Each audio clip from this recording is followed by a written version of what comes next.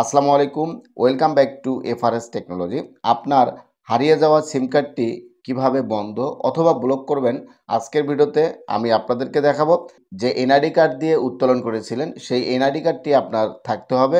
NID card না থাকলে আপনি সিম কার্ডটি বন্ধ করতে পারবেন না। তো বন্ধুরা, কথা না বাড়িয়ে মূল ভিডিওতে যাব। যারা আমার চ্যানেলটি এখনও সাবস্ক্রাইব করেননি, সাবস্ক্রাইব করে রাখবেন। গুগল প্লে স্টোর থেকে মাইজিপি অ্যাপসটি ইনস্টল করে নেবেন।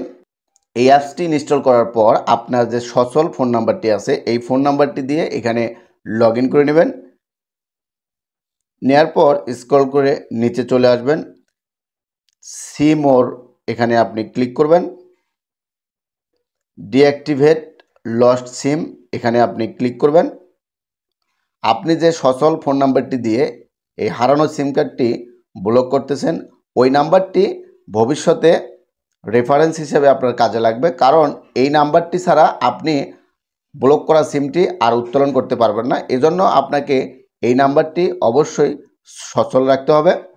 যে সিম কার্ডটি আপনি বন্ধ করতে চাচ্ছেন সেই সিম কার্ডটি যে এনআইডি কার্ড দিয়ে আপনি উত্তোলন করেছেন সেই এনআইডি কার্ডের নাম্বারটি আপনাকে এখানে দিতে হবে।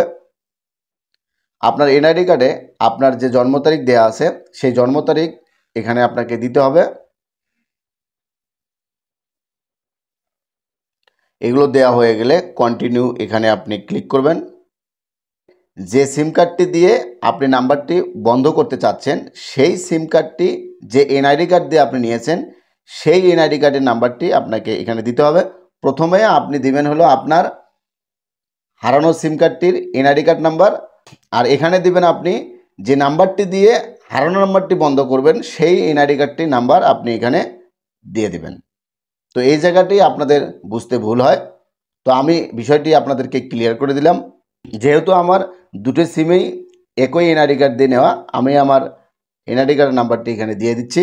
আপনাদের যদি আলাদা হয়ে থাকে তাহলে আপনারা আলাদা এনআইডি কার্ড নাম্বার এখানে দিয়ে দিবেন। কন্টিনিউ এখানে আবারও ক্লিক করবেন।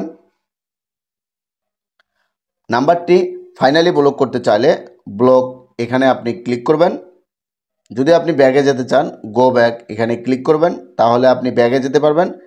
নাম্বারটি ব্লক করা হয়ে গেলে আপনি পরবর্তীতে যদি এই নাম্বারটি পুনরায় উত্তোলন করতে চান তাহলে কাস্টমার কেয়ারে কল দিয়ে অথবা কাস্টমার কেয়ারে গিয়ে আপনি এই নাম্বারটি পুনরায় উত্তোলন করতে পারবেন। তো বন্ধুরা, ভিডিওটি যদি আপনাদের ভালো লাগে লাইক করবেন, কমেন্ট করবেন এবং আমার চ্যানেলটি যারা সাবস্ক্রাইব করেননি সাবস্ক্রাইব করে রাখবেন।